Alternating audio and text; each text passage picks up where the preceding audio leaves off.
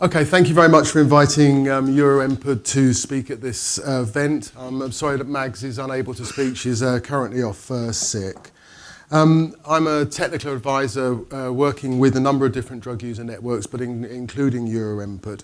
And I just want to just take you briefly through the work of EURONPUD as a regional network of people who use drugs based in Western Europe. I would say the European Union, but that's a bit of a moot point at this point in the UK. So I suppose unlike the Brexiteers in this country, we are committed to international solidarity, and we understand that if we are to make changes, changes need to happen through collaboration. If we're living in an isolated world and retrenching into our country context, we don't have the chance to share and learn from each other, to understand the different experiences, and particularly given the huge fallback that we've faced in the UK right now, there's a huge reason to create solidarity and to learn from the experiences of our European partners, who at this point are moving as fast forward as we're moving backwards. So EURONPUD currently covers 14 countries in Europe, Northern Europe, Scandinavia, Southern Europe, and Central Europe we cover jointly with the Eurasian network of people who use drugs, which is based in Eastern Europe and Central Asia. And partly we worked collaboratively across Central Europe because the Eurasian network predominantly organises in Russian, and English is the dominant organising language in Central Europe. And I think very pragmatically we've just decided that it's sensible to work together rather than competing with each other. We see it as a chance to support the networks in that region.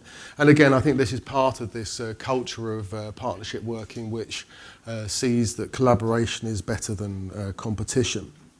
So EURONPUD was first formed as a project as part of a wider EU-funded project which was led by Harm Reduction International, and particularly Maria Fellon, who was the coordinator of the project for what was called the European Harm Reduction Network, EuroHRN. And within that project, again, because there's an increasingly commitment within the harm reduction movement to support drug user organising as a core part of the harm reduction response. Now, drug user organising is no longer seen as a separate, marginal part of the work. In the recent Lancet review of the HIV response, it's absolutely clear that community mobilisation is a core part of the HIV response. If we don't do community mobilisation, then we do not achieve effective harm reduction. So now we're starting to see harm reduction networks much more strongly supporting the development of drug user groups.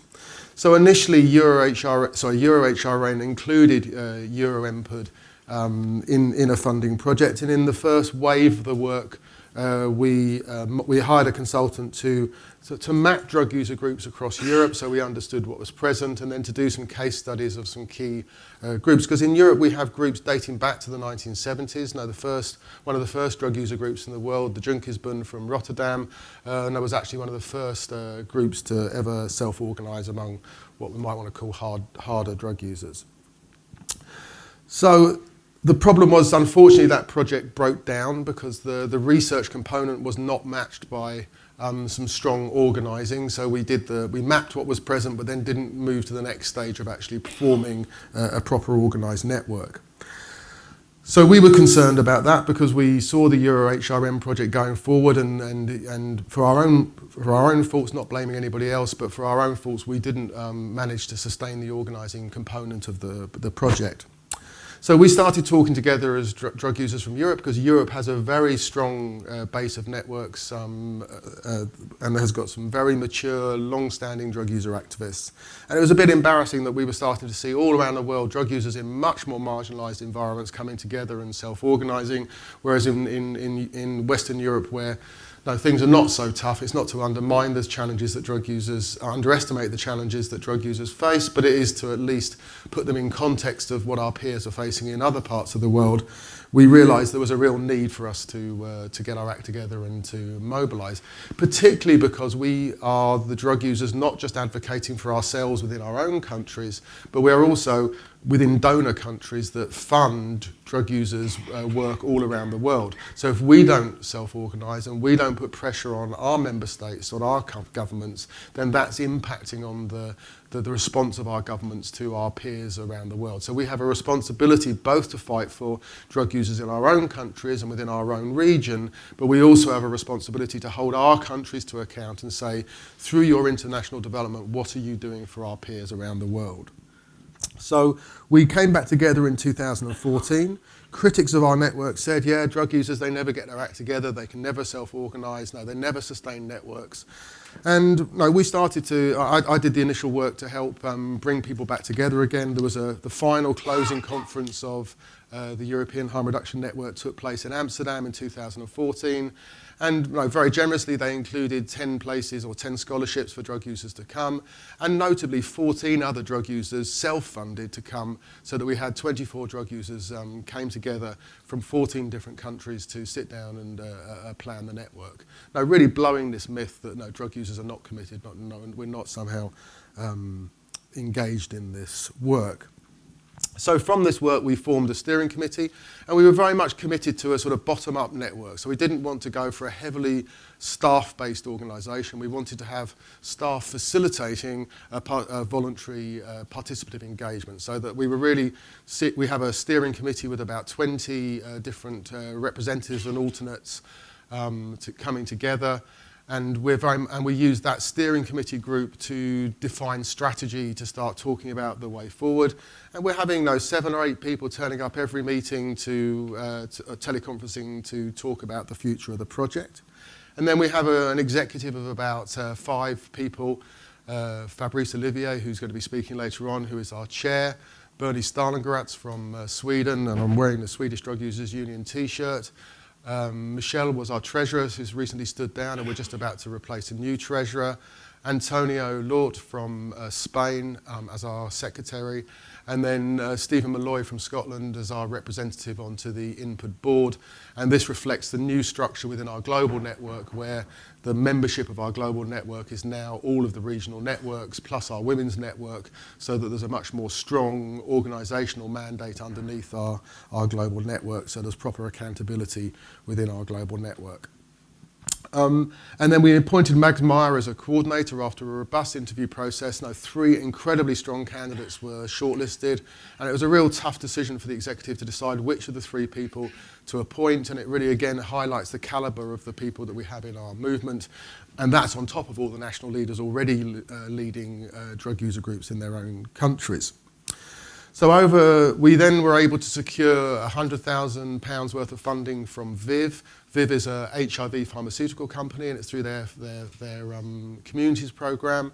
And working with farmers can be controversial, but we're very clear that when we work with pharmaceutical companies, for me it's reparation. I think they make huge amounts of money out of our community, and for me I'm very happy to take that money back off of them and spend it more effectively, as long as there's a clear understanding that there is no instruction from them about how we spend that money. I mean, obviously we negotiate how money is spent, but the objectives of our work are defined by us, and we don't and they see a benefit of having a strong voice for drug users advocating within the system, but it's not their job to tell us what our strategic objectives should be.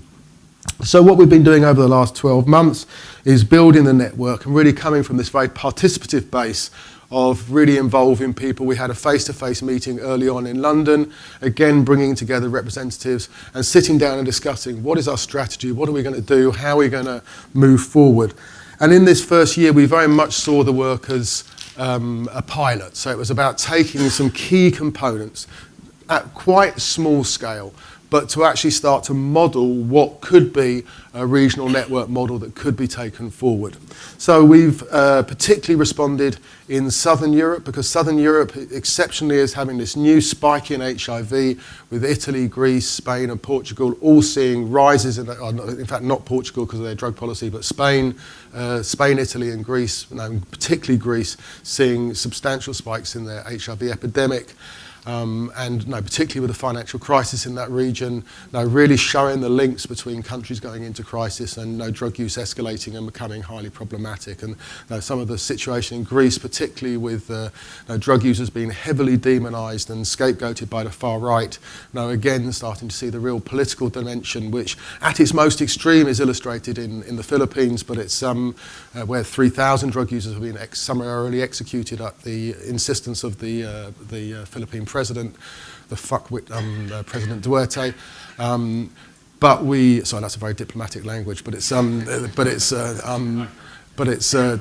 I think it's important to understand that when people talk about, what's this stuff about stigma and discrimination against people who use drugs, that's stigma and discrimination at its most extreme, and we shouldn't underestimate that everything on that spectrum is still stigma and discrimination. It just depends how much. And look what's happening in the UK, a complete post-truth society rejecting absolutely the British model that is so clearly demonstrated as being effective, but because politicians started by Tony Blair, highlighted drug users as the new potential scapegoats. As we bring other populations into the fold, of course within capitalist societies we still need to scapegoat somebody, and drug users become a very good proxy for scapegoating the populations that were always scapegoated. We just now call them drug users rather than blacks, rather than working class people, rather than whatever else. So the first thing we did was run a small grants program in Southern Europe, giving capacity to 4 networks in Southern Europe. Mags going over and doing capacity building visits. And the networks together, what was interesting, we wanted to give them small grants, and they came back to us and actually argued that they wanted to spend the money differently than we'd actually bid for, which again is some of the challenges and benefits of a participative network. And they wanted to say, well, we want to spend the money in 2 ways. We want to spend the money partly to strengthen our networks, but we also want to do some cross-sub-regional work. So we want to do some work where we're actually sharing experience together and gathering work together. So again, I think this is really interesting when you start to offer people the chance to have resources and to come together and self-organise, that when you give people the power, they then start to find their own ways of organising.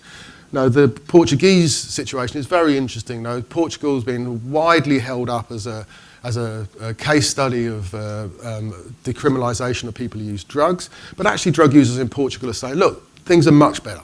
Now, treatment places have doubled, HIV is down, but drug users are still criminalised. Drug users are not being removed from sanction. They're still facing harassment from the police. They're still facing being sent to dissuasion centres. No, drug use is not accepted in Portugal. And so a very balanced report was produced by CASO, the Portuguese Drug User Union, to come back with an analysis that said, look, we're very grateful for how things have changed. We can acknowledge how things have changed, but this is a journey, and we need to carry on this journey, and this is not the end point. So please don't romanticise the Portuguese model to think that it's somehow the solution. It's an important staging post on the journey towards the solution, but it is not the solution. So on top of that, we've also done, we're now looking at some projects in Central Europe with new Robert Carr Network Fund funding, which is looking at twinning more established northern drug user groups with drug user groups that are emerging in Central Europe, and looking at how we can share expertise across different drug user groups. We ran a coordinated campaign where different drug users in different countries ran a campaign around naloxone, and again I think we've started to see that where drug users can run simultaneous coordinated campaigns, we can maximise impact and create greater noise. The area that we've had more problems around is advocacy. We're committed to being advocates within the EU system. Unfortunately, as we switched from INPUD holding the representative function to EURONPUD, we lost our place on the European Civil Society forums, and we're still fighting with the EU to get our place back again. That's clearly hampering our ability to be advocates where we can't actually go to the main advocacy forums, and it's a disgrace that the European Union thinks it's okay to operate discussing drugs and HIV without people who use drugs being present in the room. I wrote last week to the EU to say, please, can you get your act together and find a way forward for this solution? Coming up with technical reasons why we can't be part of your system because we're not registered or whatever, it's bullshit. You need to find a way of making this work. We've also had to think about post-Brexit realities. So now we are moving our registration from the UK to being registered in the Netherlands with a harm reduction NGO because we want to remain part of the EU. Looking forward, We are looking forward to lobbying around the EU civil society forums. We have a proposal that we are negotiating with EURONPUD and the Eurasian Network of People Who Use Drugs to train a whole group of high-level advocates and to develop joint advocacy plans together, really showing that drug users are stepping up to a new level now in terms of how effective and efficient we are around advocacy. This is no longer tokenistic drug users turn up and do representation. This is high-level advocates going into high-level meetings and taking clear advocacy positions alongside our drug law reform and harm reduction partners. We're looking to scale up the small grants program, really looking at some of the amazing work done in Eastern Europe to help drug user groups with small grants. And our small grants is very small scale, but we see the real potential to really bring capacity to drug user groups and also just to give people with money a reason to connect together. We want to continue building the secretariat because the single worker model is not a great model. It's a very isolating model for the staff member. We want to move into being a more sustainable network. We need to think about virtual systems, and we also need to manage the challenge of how do you fund face-to-face meetings, which are very expensive, but in a network where you've got so many different languages, always operating virtually is quite challenging, and we need the time to come together as well, and we're looking how we fund that. Yeah, I think that's almost everything. So yes, I suppose just finally, the expectations we have is, one, we need to have meaningful representation with governments. We need to have meaningful representation within the EU. We are very happy to see the positive working relationship we have with key partners like Correlation, HRI, IDBC, and that's something that we want to continue. We need to build our funding base, and we need to seize as drug users the opportunity to be dynamic partners. Now, we need to step up and be more than just tokenistic people who stand on a platform and people can say, lovely, lovely, nice drug users. No, we are showing that this is a professional model of drug user organising, whereas drug users now are high-level advocates, we're high-level technical support providers, we're delivering our own programming, and that's the future. And partnership is key, but having funded, sustained roles for drug users is key to meaningful participation. Thank you.